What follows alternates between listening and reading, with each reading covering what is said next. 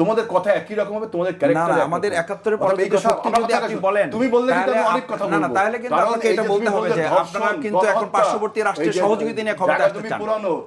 যেই পার্শ্ববর্তী রাষ্ট্রের ব্যাপারে ঢাকা না দিল্লি, ঢাকা ঢাকা, আপনারা কিন্তু সেই চাপে পড়ে যাবেন। কথা শুনো, আমরা তো এটা বলেছি যে আমরা রাজনৈতিক দলগুলো ঐক্যমত পোষণ করে এবং ঐক্যবদ্ধভাবে যে ভূমিকা পালন করা দরকার ছিল, আমরা ২০২৪-এর ৫ই আগস্ট অথবা জুলাই আগস্টের গণঅভ্যুত্থানে দলমত নির্বিশেষে আমরা যেভাবে জাতিগত একটা ঐক্য গড়ে তুলে ফ্যাসিস্টের বিরুদ্ধে আমরা কাজ করেছি, সেই ঐক্যটা পরবর্তী সময়ে আমরা তো ধারণ করতে পারি নাই।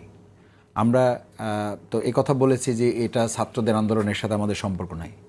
আবার আমরা ওই একই সাথে বলেছি যে আমাদের ছেলেরা জীবন দিয়েছে, এটাকে আমাদের ধারণ করতে হবে। আবার একই সাথে আমরা বলছি যে তাদের কোনো সংস্কার আমরা গিয়ে এগুলো আমরা মানব না, এগুলো আমরা রাখবো না। একই সাথে আমরা বলছি যে বিচার সংস্কার যাই হোক, আমাদের ইলেকশন দরকার। তো বিচার সংস্কার আমি ব্যক্তিগতভাবে নিজের কাছে বারবার জানতে চাই যে আসলে এই যে সংস্কার আমরা করতেছি, দৃশ্যমান একটা বা দুইটা সংস্কারের কথা কি আমরা আসলে বলতে পারি? যেই সংস্কারটার কারণে এই যে একটু আগে আমরা যে কথা বললাম যে সামগ্রিকভাবে দেশের রাজনৈতিক অবস্থার কোনো সংস্কৃতিকে আমরা পরিবর্তন করতে পেরেছি, বরং কোনো ক্ষেত্রে তো এলাকা থেকে কথা উঠছে, সাধারণ মানুষ এই কথা বলছে যে এই লাউ সেই কদু, এই একই কথা বলছে যে এ তো সেই মুদ্রার এপিঠ ওপিঠ। এই কথার অর্থ কী? এ কথার অর্থ তো হলো এটা আমার দিকেও আসে, আমি এটা আমাকে নিয়েই বলছি যে আমার এই পরিস্থিতি সামনে রেখে আপনি শুধুমাত্র পুলিশ প্রশাসন, শুধুমাত্র অ্যাডমিনিস্ট্রেশন অথবা শুধুমাত্র কোনো একটা জায়গাকে ধারণ করে নির্বাচন কমিশনকে আপনি ঠিক করে আপনি ৩৮০ নির্বাচন দিয়ে কিভাবে সফল হবেন, যেই দেশে একটা বিশ্ববিদ্যালয় অ্যালামনাই অ্যাসোসিয়েশনের নির্বাচনও এখন কন্ট্রোল করা হয় একটা চিন্তা দৃষ্টিভঙ্গি থেকে যে এটা আমরা এখন করব না, এটা আমরা দেশে সরকার নির্বাচিত একটা সরকার আসবে তখন করব। তার মানে মেসেজটা এই যে ওই যে একটু আগে হেলাল ভাই বললেন, আমি এই কারণে হেলাল ভাইকে একটু ইন্টারাপ্ট করেছি, দুঃখ প্রকাশ করে বলছি যে মেসেজটা হলো এই যে অ্যালামনি অ্যাসোসিয়েশনের ওই সমস্ত ইলেকশনগুলো লাগবে না, যারা ক্ষমতায় আসবে ওটা তারা ওরা ঠিক করে ফেলবে সব। এই কারণে স্থানীয় নির্বাচন দরকার নাই। এই কারণে আমাদের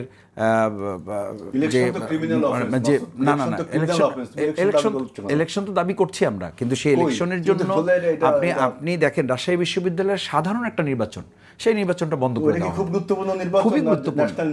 ন্যাশনাল নির্বাচন গুরুত্বপূর্ণ, কিন্তু তার আগে তো হেলাল ভাই তার আগে তো জাস্টিফিকেশন করতে হবে। অ্যালামনি অ্যাসোসিয়েশনের নির্বাচন তার ভোট দেওয়া ওটার তো একটা অধিকার, তার সবচেয়ে বড় অধিকার। আমি এই জায়গায় বলেছি হেলাল ভাই, আমার পটুয়াখালীতে আইনজীবী অঙ্গনে সফিস্টিকেটেড একটা এলাকা, সেখানে সেক্রেটারিকে নমিনেশন পেপার সাবমিট করতে দেওয়া হয়। আপনি সেই দেশে একসাথে ৩৮০ নির্বাচন করবেন, আর আমাদের এখন বক্তৃতা শুনতে হয় যে থানায় অ্যারেস্ট করতে হলে আমার সাথে আলাপ করতে হবে। সেই ইলেকশনে আপনি ভোট দিতে যাবে, জনগণ তার কথা মতো সে ভোট দিয়ে আসতে পারবে। এত সুন্দর বাংলাদেশ আমরা করে ফেলতে পারছি। এটা কি আমাকে বিশ্বাস করতে হবে? আমাকে বিশ্বাস করতে হবে যে থানায় একজনকে অ্যারেস্ট করলে তারপর ঘেরাও করে তাকে আমরা সিনেই নিয়ে আসছি সেখান থেকে? আমাকে এটি বিশ্বাস করতে হবে যে আমি আমার ভোট দিয়ে সেখান থেকে নিরাপদে আসতে পারবো? আমি এলাকায় গেলে ভোট চাইতেছি জনগণের কাছে ফ্রেশ, জনগণ আমাকে বলতেছে যে মাসুদ ভাই এসব ভোট চাওয়াটাও বাদ দেন, আগে আমাদের অধিকার নিশ্চিত করেন। আমরা তো অধিকারের জায়গায় নেই। আমরা ২০২৪-এর আগে যে ১৫ বছরের ছিলাম সেই জায়গায় আমরা আছি। আমার ভোটের নিরাপত্তা নাই, আমার জীবনের নিরাপত্তা নাই, আমার ব্যবসার নিরাপত্তা নাই। আগে একজনকে চাঁদা দিতাম, এখন ৩ জনকে চাঁদা দিচ্ছি। হেলাল ভাইয়ের এলাকায় যদি এই কোশ্চেন না শোনে, আমি চ্যালেঞ্জ দিলাম হেলাল ভাইকে, যদি হেলাল ভাই তার এলাকায় এই কথা না শোনে যে আমার ভোট পড়ে নির্বাচন নাই, ভোট পড়ে আমি যে 3 জায়গায় চাঁদা দিতে হয়, এটা আগে বন্ধ করতে হবে। আগে আমার যে এখন আমার লোককে যে ধরে নিয়ে যাওয়া হচ্ছে, এটাকে বন্ধ করতে হবে। আগে আমাদের নিজেদের মধ্যে নিজেদেরকে, এখন এই 8 মাসে আমরা 77 জনকে হত্যা করলাম, এরা কারা?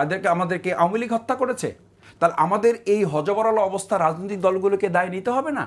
এই সংস্কারে আমাদের নজর নাই। আমাদের নজর হলো সাধারণ মানুষ সব ভালো হয়ে যাবে, আমরা আগের মতো থেকে যাব, আমাদের ওই পুলিশ এসে সেই একই কাজ করবে, আমাদের প্রশাসন এসে একই কাজ করবে। সেই চেষ্টা, আমি বলবো এটা চেষ্টা না, এটা তো অপচেষ্টা চলতেছে। আচ্ছা, এখন প্রত্যেকে তার জায়গায় মনে করতেছে যে আমি আবার এই দেশ পরিচালনা করব। আরো কয়েকটি বিষয় এটা তো জনগণের অধিকার থেকে আপনি তাদেরকে বঞ্চিত করে তো আপনি আপনার রায় কার্যকর করতে পারবেন না। একটি প্রশ্ন রেখেছেন আজিজুল বারী হেলাল যে ৩০০ আসনের প্রার্থী কেন দিলেন, সেই প্রশ্ন 380 প্রার্থী দিয়েছে, আমরা জনগণের দল, জনগণের কাছে আমাদের কথা বলতে হবে না, যেতে হবে না, আমরা নির্বাচন চাই না এটা তো বলি না, আমরা তো নির্বাচন বিরোধী দল না, কিন্তু নির্বাচন করার জন্য যে পরিবেশ আপনার প্রয়োজন, মানুষকে সাধারণ মানুষ, আপনি এখন এই রাস্তায় বিল্ডিং এর সামনে দাঁড়িয়ে আমি চ্যালেঞ্জ দিলাম আপনাকে, 10 জনকে জিজ্ঞেস করেন, যদি আমার এই কথা মিথ্যা প্রমাণ হয় তাহলে যে শাস্তি দেওয়া হবে আমি সেই শাস্তিতে মাথা পেতে নেব।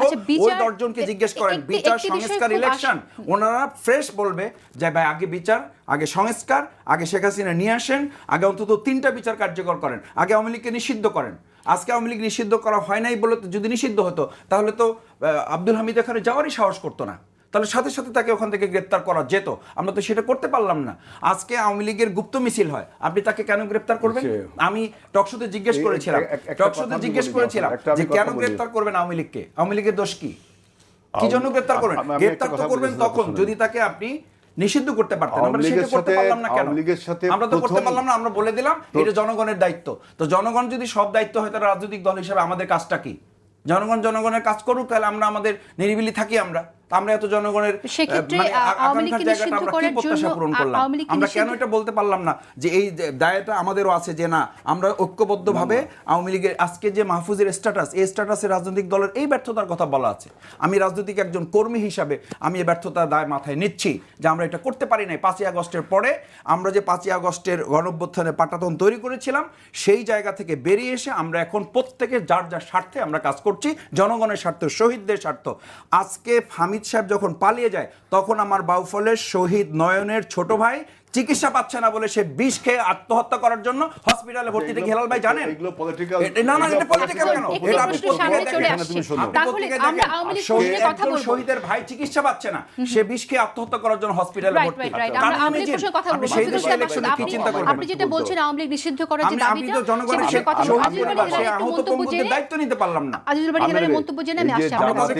বাংলাদেশের আমি একটু বলি, আপনি প্রশ্নটা একটু পরে করেন। জামাতে ইসলামী বাংলাদেশের ডাবল ডিলিং, একটা ইংরেজিতে একটা কথা আছে ডাবল ডিলিং, যাকে বলে দ্বিচারিতা, যে ডাবল ডিলিং একটা প্রথম আওয়ামী লীগের সাথে মোহাব্বতটা করলো ঢাকা প্রেস ক্লাবে, দেখলাম আমি জাতীয় প্রেস ক্লাবে ইকবাল সোবান, মঞ্জুর হাসান বুলবুল, আরও একজন আওয়ামী লীগের নেতা এবং জামাত ইসলামের স্বয়ং আমির বসে, সে ছবি সারা দেশে ভাইরাল হয়েছিল, বলল যে আওয়ামী লীগকে ক্ষমা করা যেতে পারে। বলছে না এই কথা? না, এটা সত্য নয় আপনার কথাটা। কেন প্রেস ক্লাবের কি পত্রপত্রিকা আসেনি? পত্রপত্রিকা আসছে, তারা আসেনি, এটা ছবি আছে না ওই প্রোগ্রামে? তো ওই জায়গা থেকে আমিও গেছিলাম, আমি তো নিজে দেখছি পত্রিকায় না আসতো তো আমি কেউ চলে যায় তাই এটা দায় দায় কেউ না। আরে ভাই এক জায়গা বসে মিটিং করছে প্রেস ক্লাবে এবং সেখানে চা খাওয়া খাই হচ্ছে। আপনি তো একজন বিচক্ষণ মানুষ, আপনি জেনে কথা বলেন। একটা প্রেস ক্লাব ওই তো জেনে কথা বলা উচিত। আমি ছিলাম তো, আপনি না জেনে কথা বলতে পারেন। আমি এটা কোনো মিটিং ছিল না ওনাদের সাথে। কি ছিল ওটা? ওখানে আমিরে জামাত গিয়েছেন, সেখানে ওনারা উপস্থিত হয়েছেন। ডিস্টার্ব দেন না, এই যে ডাবল ডিলিং আওয়ামী লীগের, যে জামাত ইসলামের যে জামাতকে আওয়ামী লীগকে ক্ষমা করতে হবে, আওয়ামী লীগের সাথে এরকম দহরম মহরম, তাই না? এবং প্রান্তিক পর্যায়ে আপনি নিজেই দেখলেন, প্রান্তিক পর্যায়ে জামাত ইসলাম কমিটি করছে, এগুলো সব রিজভী ভাইয়ের বক্তব্য হচ্ছে যে মানে সফিস্টিকেটেড আওয়ামী লীগকে দলে নেওয়া যাবে। তারপরে দেখেন সফিস্টিকেটেড আওয়ামী লীগকে দলে নেওয়া যাবে। মাসুদ ইসা বলে কিন্তু তোমাদের পলিটিক্যাল আপনি নিয়ে আসছেন। এখন আওয়ামী লীগকে কিভাবে আপনারা ডিল করবেন এই বিষয়ে আলোচনা করতে চাই। আওয়ামী লীগের সফিস্টিকেটেড আওয়ামী লীগকে আপনারা নাকি দলে নেওয়ার সিদ্ধান্ত নিচ্ছেন। এখন তো বেহেশতের টিকিট বিক্রি করা শুরু করছে। সেটা তো অন্য ইস্যু, এটাই পয়েন্টের সাথে তো আপনি বেহেশতের টিকিট বিক্রি করা শুরু করছে ভোটের জন্য। আবার বলছে যে ভোট করা যাবে না, 300 নমিনেশন দিয়ে করছে ভোট করা যাবে না। ভোট করা যাবে না কথা কি বলেছে? একবার বলছে এটা জামাত থেকে ফিরে আসে, জামাত ইসলাম বলল যে ফেব্রুয়ারি মাসে নির্বাচন, কথা বলছেন। তারপরে বলল কি, প্রথমে লন্ডন থেকে ফিরে আসে বলল ফেব্রুয়ারি মাসে নির্বাচন, রোজার আগে দিতে হবে, যেহেতু মার্চে রোজা হবে। আবার বলল যে আপনার ডিসেম্বরের আগে নির্বাচন দিতে হবে। আবার বলল সংস্কার ছাড়া নির্বাচন হবে না। এটা জেনারেল এর সাথে কিন্তু এই কাম করতো, খালি উল্টাপাল্টা মানে একটা। তারপরে বললো লাস্টে সেদিনকে বললো এপ্রিল মাসে নির্বাচন হবে। অর্থাৎ জামাতের এই যে ডাবল ডিলিং, আজকে বাংলাদেশের রাজনীতিতে একটা অনিশ্চয়তা তৈরি হয়েছে জামাতের জন্য, জামাতের এই ডাবল ডিলিং এর জন্য। জামাত এত বড় পাওয়ারফুল সংগঠন, পাওয়ারফুল সংগঠন না আমি বলি। আর আজকে আর এমন একটা তৈরি করেছে, দেখেন রাজনীতি আমরা যারা করি, আমরা নির্বাচন চাবো, এটা রাজনৈতিক ব্যাকরণ। যারা বলে যে রাজনীতিতে নির্বাচন চাওয়া ঠিক না, তারা পলিটিক্যাল ব্যাকগ্রাউন্ডের সামনে ইগনোরেন্ট টোটালি। ঠিক আছে, আমরা নির্বাচন নিয়ে কথা বলবো এবং অবশ্যই এখানে একটি প্রসঙ্গ এসেছে, সেটা হচ্ছে যে আওয়ামী লীগ নিয়ে যদি আমরা একটু প্রসঙ্গে থাকি, সেটা হচ্ছে আওয়ামী লীগকে নিষিদ্ধ করার যে দাবির ব্যাপারটা এসেছে, আমরা জানতে চাইবো আপনার কাছে যে বিষয়ে আপনারা আপনাদের সিদ্ধান্ত জানাবেন, স্পষ্ট জানাবেন কিনা। আমরা পরিষ্কার যেটি দেখতে পেলাম, রাজনৈতিক দলগুলো ফ্যাসিবাদ বিরোধী ঐক্যের থেকে যেই প্রেশারটি গভর্নমেন্টকে দেওয়ার কথা তার কিছুই দিল না। কেন দিল না? কেননা তারা নিজেদের অঙ্ক কষে ফেলছে, 300 আসনে নমিনেশন দিয়ে ফেলেছেন, আর সব এলাকায় আমরা দেখতে পাচ্ছি তারা তাদের প্রভাব প্রতিপত্তি দাঁড় করিয়ে ফেলেছেন, চাঁদাবাজি ইত্যাদি ইত্যাদি, ঘাট দখল, ইজারা দখল সব করছেন। সমস্যাটি রাজনীতির, বাংলাদেশের এখন সংকট কিন্তু রাজনীতির। আপনি যদি রাজনৈতিক ব্যবস্থা ঠিক না করেন, সংস্কৃতি ঠিক না করেন, তাহলে কিন্তু প্রশাসনও ঠিক করতে পারবেন না, পুলিশও পারবেন না, এমনকি বিচারও পারবেন না। কাজেই আমরা এমনকি ছাত্রদের, তরুণদের পার্টিটাকে দেখলাম যেটি গণ অভ্যুত্থান ঘটাতে পেরেছে, সেই চরিত্র বাদ দিয়ে তারা এই প্রচলিত রাজনীতির, এই কলঙ্কিত রাজনীতির অথবা সংস্কৃতিতে নিম্নমানের সংস্কৃতির রাজনীতি তারা বেছে নিচ্ছে। কেননা তারা দেখতে পাচ্ছে তাদেরকে ভোটের মাঠে কাদের সাথে নামতে হবে, সেখানে টাকা পয়সা লাগবে, প্রভাব প্রতিপত্তি লাগবে।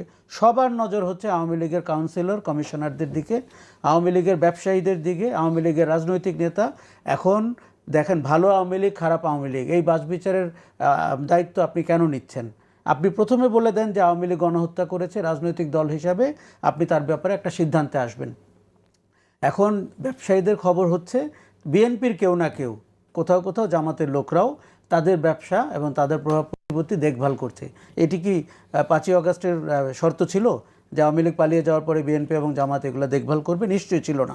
তাহলে আমরা দেখতে পাচ্ছি যে রাজনৈতিক দলগুলোর কাছ থেকে, বিশেষ করে বড় রাজনৈতিক দলগুলোর কাছ থেকে যা প্রত্যাশিত সেটা না, এমনকি নতুন দল যেটা গঠিত হয়েছে সেই দলেরও কেউ কেউ ভুল পথে গেছে, এটা আমরা শুনছি এবং দেখছি কিছুটা। আমরা পরিষ্কার দেখতে পাচ্ছি। আমরা শোনেন, নতুন রাজনৈতিক বন্দোবস্তের কথা বলেছিলাম এবং সেটি কিন্তু আশা আকাঙ্ক্ষার অন্তর্ভুক্ত। এখন প্রশ্ন আসে, তাহলে সরকার ঠিকভাবে কাজ করতে পারছে কিনা? আমরা একজনের কাছে শুনলাম, এনসিপির একজন নেত্রী, তিনি বলেছেন যে সরকার যেহেতু গণঅভ্যুত্থানের স্পিড থেকে সরে গেছে, সুতরাং 2 উপদেষ্টার এখান থেকে সরে যাওয়া উচিত এখন। তো এই কথাটা একটা আক্ষেপ থেকেই নিশ্চয়ই এসেছে। আপনি কি মনে করেন আসলে গণঅভ্যুত্থানের স্পিডের সাথে সরকার কতটুকু একাত্ম হয়ে আছে? দেখুন, সরকার কিন্তু একটা রেফারি। আমরা সরকারকে কেন খেলোয়াড় ভাবছি? অথবা তারা যদি কিছুটা খেলতেও অভ্যস্ত হন, তাকে আপনি আবার রেফারির জায়গায় ফেরত পাঠিয়ে দেন। কাজেই সংস্কারটি সরকারের দায়িত্ব এবং সরকারের দায়, এটি ভেবে রাজনৈতিক দলগুলো কিন্তু বেশ খোশ মেজাজে আছে। কখনো নেগোশিয়েট করে, কখনো নির্বাচনের জন্য চাপ দেয়, কখনো কি সংস্কার হবে সেটি নিয়ে লুকোছাপা করে। সরকারটি দুর্বল এবং সরকারটি কিছুটা বেদিশা, এবং সরকারের ভেতরে কারো কারো একটু যে আপনার অ্যাম্বিশন গ্রো করে নাই তাও না। আমি কিন্তু মনে করি, আমি একসময় আসিফ এবং মাহফুজকে সরকার থেকে বেরিয়ে যেতে বলেছিলাম যখন তারা রাজনৈতিক দল করে। কেননা ইটস এ সিরিয়াস ম্যাটার যে আপনি একটি দল করবেন বা আপনার 2 জন সদস্য সরকারেও থাকবে, ভবিষ্যতে এটিই হবে তাদের বিরুদ্ধে বদনামের কারণ। তখন তারা বেরোননি। এখন যে নেত্রীর কথা আপনি বলছেন, উনি মূলত বলতে চেয়েছেন মাহফুজ যেই সুরে কথা বলছেন সেটার প্রতিফলন হিসাবে, যেহেতু ছাত্রদের প্রভাব সরকারে নাই, 32 জন কিংবা 31 জনের মধ্যে মাত্র 2 জন প্রতিনিধি হচ্ছে ছাত্রদের, অতএব তারা এই দায়িত্ব আর নিতে চাচ্ছে না। আপনি একবার ভাবুন, দেশটি কত ভয়ঙ্কর জায়গায় যাচ্ছে। তার মানে জুলাই অভ্যুত্থান, অগাস্টের বিপ্লব, এটির দায় কে নিচ্ছে? আমি তো নাগরিক পার্টিকে দেখতাম, আহত নিহতরা সব তাদের সাথে কথা বলতো। এখন তারা যদি সরকার থেকে সরে যায়, তাহলে এই বিচারের দায় কার? আপনি দেখেছেন যে জুলাই শহীদ ফাউন্ডেশন থেকে স্নিগ্ধ পদত্যাগ করেছে। কাজে আমরা দেখতে পাচ্ছি যে আস্তে আস্তে সরকার থেকে কিন্তু বিপ্লবের বা গণ অভ্যুত্থানের লোকজন সরে যেতে চাচ্ছে। রাজনৈতিক দলগুলো ডিসেম্বরের পর থেকে যে আচরণ করছে, মাহফুজ খুব সঠিকভাবে বলেছেন যে সেই আচরণ কিন্তু অদায়িত্বশীল আচরণ। সেই আচরণটি হচ্ছে ভোটের বাক্সে আপনি নিজেকে কিভাবে দেখতে চান। দেখুন, আমি কিন্তু নির্বাচনের পক্ষের মানুষ, এবং নির্বাচনে সরকার গঠিত হবে, সেই সরকার বাংলাদেশকে বিনিয়োগে, অর্থনীতিতে, রাজনীতিতে এগিয়ে নেবেন, এটি আমি চাই। কিন্তু আপনি যেভাবে তড়িঘড়ি করে নির্বাচন চাচ্ছেন, সেটি কিন্তু দেখতে খারাপ লাগছে। আমি মনে করি মৌলিক সংস্কারগুলোতে রাজনৈতিক দলগুলো যত দ্রুত ঐক্যমত্য পোষণ করবে এবং তার দলীয় বিধিনিষেধ কিছুটা হলেও পেরিয়ে, তত দ্রুত আপনি নির্বাচনের দিকে যেতে পারবেন। আমি আসবো আবার আপনার কাছে। শফিকুল ইসলাম মাসুদ, আপনি কি মনে করেন যে আওয়ামী লীগ নিষিদ্ধের কথা যেটা আপনি বললেন, সেটা এখন কিভাবে সম্ভব হতে পারে? আমরা সরকার পক্ষ থেকে শুনি যেটা জনগণ ঠিক করবে, জনগণ আসলে কিভাবে এটা ঠিক করতে পারে? আমি আপনাদের দল থেকে কি কোন পন্থা মনে আপনাকে আমি একটু এ ব্যাপারে বলেছি যে আমাদের আজিল বাড়ি হেলাল ভাই যখন বলছিলেন যে আওয়ামী লীগের ব্যাপারে আমরা যখন শুনি যে তাদের মিছিল আমরা কেন ঠেকাতে পারছি না, কেন দিন দিন তাদের মিছিলে কিছু লোক বাড়তি হচ্ছে, তো আমি তো এই প্রশ্ন আমাকে করতে চাই যে এই মিছিল ঠেকানোর জন্য প্রশাসনের কাছে অস্ত্রটা কি? তারা কি অস্ত্র নিয়ে মিছিল করছে? তারা কি লাঠিসোঁটা নিয়ে করছে? তা তো না, পুলিশের হামলা করছে। তারা বের হয়ে গিয়ে এই তো বিএনপিরই তো লোকদেরকে মারধর করছে, অত্যাচার করছে। তো এই সব কিছু দেখে শুনে বুঝেও আমরা তাদেরকে নিষিদ্ধ না করলে আপনি প্রশাসনকে কেন প্রেসার দিবেন যে তাদেরকে গ্রেপ্তার করতে হবে? কি করেছে তারা? আপনার এভিডেন্সটা কি? তো আমরা বলছি যে আপনি জনগণের উপর এটা ছেড়ে দেবেন, সেই জনগণের প্রতিনিধিত্ব হেলাল ভাই করেন, সেই জনগণের প্রতিনিধিত্ব শফিকুল ইসলাম মাসুদ রাজনৈতিক কর্মী হিসাবে আরও যারা আছে তারা করেন। সেই জনগণের প্রতিনিধিত্বের জায়গা থেকে আমরা যদি সরকারকে স্ট্রংলি আমাদের অভিমতটা দিতে পারতাম তাহলে তো এই সরকার বাধ্য হতো। আমরা সেই জায়গাটা তো নিতে পারি নাই। সেই জায়গাটা আমাদের এখনও সময় আছে। আমরা যদি নির্বাচন, বিচার, সংস্কার, এই তিনটা জিনিসেরই মূল স্রোতটা সেখান থেকে শুরু হবে। যখন তাদেরকে নিষিদ্ধ করার প্রক্রিয়াটা আসবে তখনই এই যারা পালিয়ে যাচ্ছে, যাদেরকে পালাতে সহযোগিতা করা হচ্ছে, নির্বাহী আদেশের মধ্যে দিয়ে হবে নাকি আইসিটি অ্যাক্টে আবার যে আগের সেটা কি পুনর্বহাল করা হবে? এটা তিনটা প্রসেস আছে। একটা হচ্ছে যখন রাজনৈতিক ঐক্যমত তৈরি হবে তখন রাজনীতিবিদরাই সরকারকে পরামর্শ দিবে। দুই হচ্ছে সরকার তখন রাজনীতিবিদদের সাথে পরামর্শ করবে যে আমরা নির্বাহী আদেশে করলে এক ধরনের হবে, আমরা আইসিটি অ্যাক্টের মাধ্যমে করলে একরকম হবে। তাদের আরেকটা হচ্ছে আরেকটা হচ্ছে তাদের যে কোনো একটা বিচার, আপনি আমার তো বিচার রাত 9টা-10টা পর্যন্ত আমাদের বিচার হয়েছে। এই হিলাল ভাই রাত 8টা-9টা পর্যন্ত তো আমরা একসাথে থেকেছি কোর্টে। আমাদের 80 জন, একদিনে 80 জন সাক্ষী নেওয়া হয়েছে। তো সেই দেশই তো আছে এখনো। আমরা বলছি যে সেইটা দরকার নাই। আপনি 8 মাস হয়ে যাওয়ার পরও একটা বিচারের রায় দিয়ে তো এই দলকে নিষিদ্ধ করা সম্ভব, যে একই সাথে তাদের ওই আসামিদেরকে এবং তাদের দলকে, তাদের রেজিস্ট্রেশন তো বাতিল করা যায় না এখনো। তো রেজিস্ট্রেশন যদি বাতিল না করা যায়, তারা যদি ইলেকশনে আসতে চায় তাহলে হেলাল ভাই কি করবেন? শফিকুল ইসলাম মাসুদ কি করবে? এই জায়গাগুলো আমরা কেন পাচ্ছি না? নিশ্চয়ই শফিকুল ইসলাম মাসুদ, একটি বিষয় আপনার কাছ থেকে জানতে চাই যে আপনার গণহত্যা ও যুদ্ধ অপরাধের বিধান বহাল চায় বিএনপি, এরকম একটি খবর আমার কাছে আমি দেখছি। এটা বেশ কয়েক মাস আগের খবর যদিও, কিন্তু এটার বিরোধিতা করেছে জামাত। ঠিক কেন এটা আপনারা বিরোধিতা করছেন? এখন আওয়ামী লীগকে তো নিষিদ্ধ করতে হলে গণহত্যা এবং এই একই ধারাই করতে হবে আসলে, তাই না? গণহত্যা দায়ী করতে হবে না। গণহত্যার ব্যাপারে আমরা বলছি যে গণহত্যা শুধুমাত্র 2024-এ 5ই আগস্ট বা জুলাই আগস্টে হয় নাই। গণহত্যা 2006 সালে 28 অক্টোবর হয়েছে। গণহত্যা 2013 সালের 28 থেকে 5 মে পর্যন্ত মাওলানা দেলোয়ার হোসেন সাঈদী সাহেবকে যখন ফাঁসি রায় দেওয়া হয়েছে তখন 243 জনকে হত্যা করা হয়েছে 5 দিনে। 2013 সালের 5 এবং 6 মে এখন এই ধারাটি, এই বিধানটি যদি বহাল করা হয়, 2009 সালে গণহত্যা হয়েছে, 57 জন সেনা অফিসার 75 জনকে হত্যা করা হয়েছে। 2021 সালে শুধু নরেন্দ্র মোদীর মতো একটা প্রেসিডেন্টকে ঢুকানোর জন্য 24 জনকে হত্যা করা হয়েছে। তো এই প্রত্যেকটা গণহত্যারই বিচার তো হওয়া উচিত এবং হইতে হবে। সেই বিচারে জামাত ইসলামী কোনো বিরোধিতা করে নাই, বরং এই গণহত্যার বিচার আমরা করতে বলেছি। না, প্রশ্নই ওঠে না, কারণ জামাত ইসলামী গণহত্যা, লুটতরাজ, অগ্নিসংযোগ 4টা কোনো ইস্যুতে এই পর্যন্ত কোনো প্রমাণ করা যায়নি। এবং বর্তমান যে প্রসিকিউশন, সেই প্রসিকিউশনে এটা বলেছে যে এগুলোর কোনোটার সাথে জামাত ইসলামী এবং তার দলের নেতৃবৃন্দের কোনো সম্পর্ক ছিল না। এটা শুধু আমরা না, সেই খোদ আওয়ামী লীগ যে রিপোর্ট তারা দিয়েছিল সেই সময় যাদেরকে আসামি করেছিল, সেই আসামির মধ্যে এই জামাত ইসলামের একজন নেতৃবৃন্দের নামও ছিল না।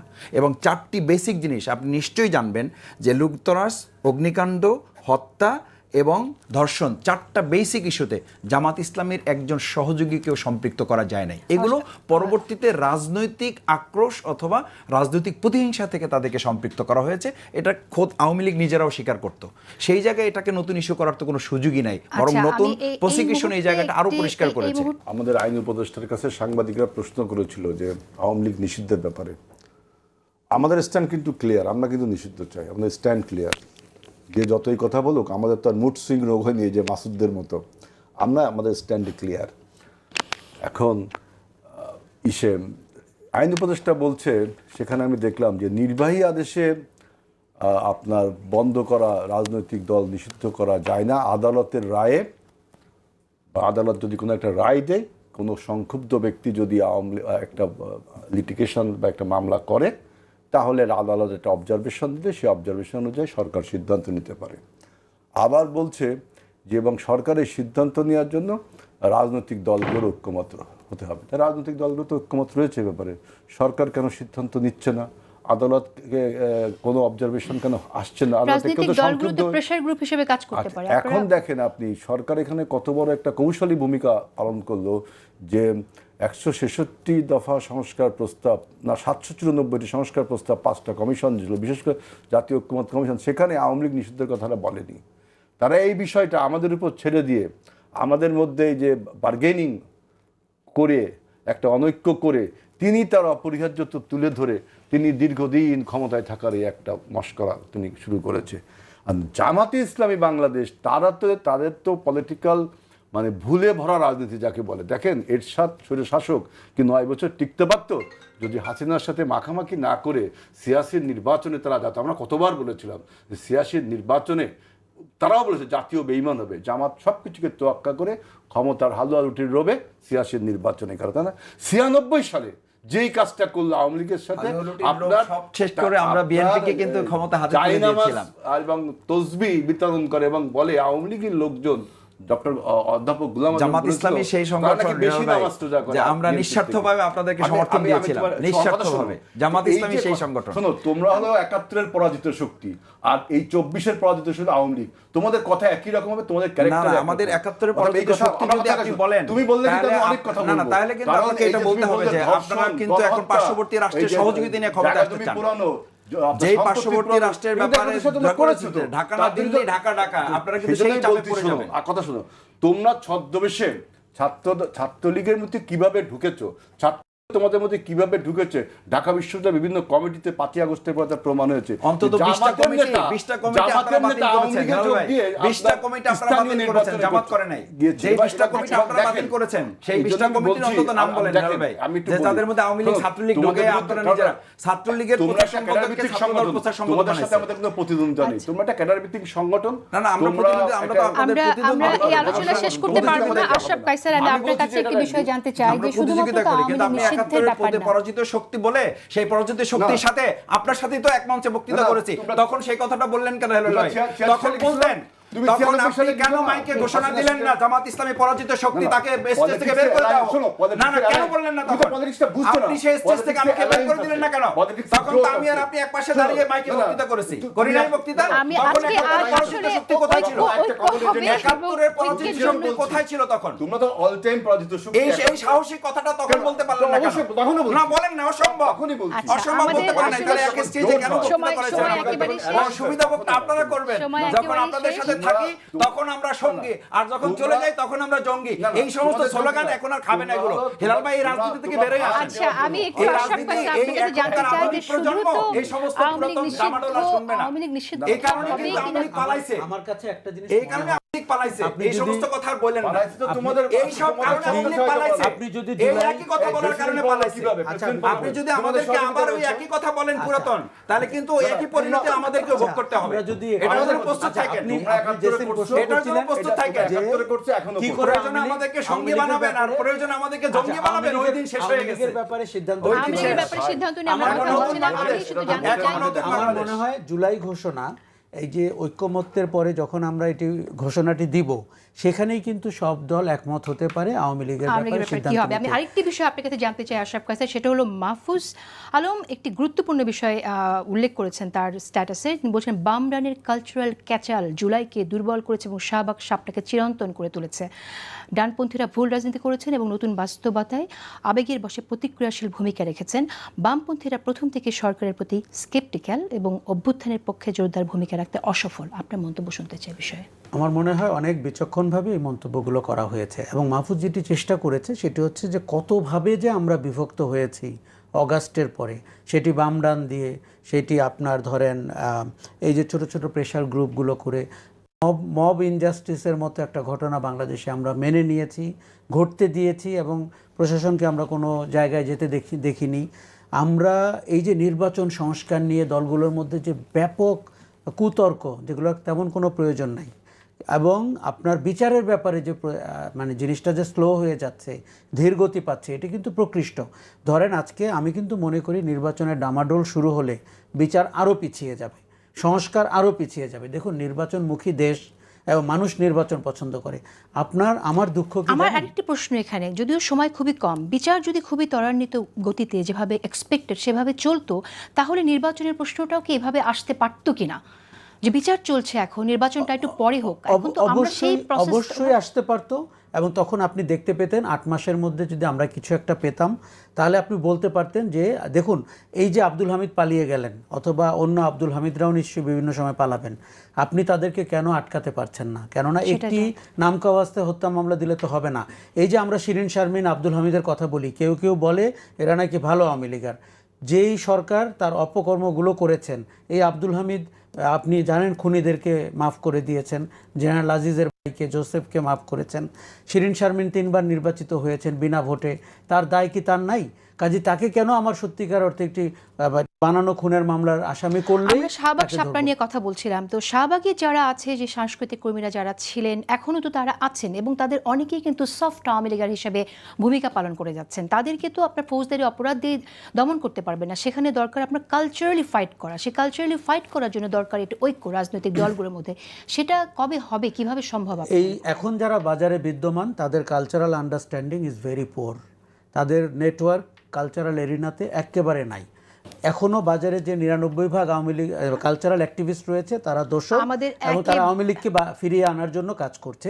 রাজনৈতিক দলগুলোর কোনো ধারণাই নাই, তাদের পায়ের নিচের পাটাতন সরে যাচ্ছে। অত্যন্ত গুরুত্বপূর্ণ টপিক, আমরা আগামীতে কথা বলবো। 30 সেকেন্ডস যদি কিছু বলতে চান আপনি, সময় শেষ হয়ে গেছে। যে ইলেকশনটা খুবই গুরুত্বপূর্ণ, কিন্তু তার জন্য বিচার, সংস্কার এবং আওয়ামী লীগ নিষিদ্ধকরণ তার চেয়ে অনেক গুরুত্বপূর্ণ। এবং সেই জায়গাটা আমাদের রাজনৈতিক ঐক্যমতের ভিত্তিতে আমরা যেমন এক প্ল্যাটফর্মে এসে 2024-এর 5ই আগস্টে ছাত্র জনতা শ্রমিকদেরকে নিয়ে এসে আমরা সেই জায়গাটা যেখান থেকে ভাঙন হয়েছে, কি কি কারণে হয়েছে, সেগুলো চিহ্নিত হওয়া দরকার, এবং সেই জায়গাটা আমাদের রিপেয়ার করে আবার আমাদের পাঠান্তরটা তৈরি করা দরকার। সংস্কার যা কিছু বলছেন এগুলো সাইমেলটেনিয়াসলি চলতে পারে। যারা বলছেন যে চলতে পারে না, তারা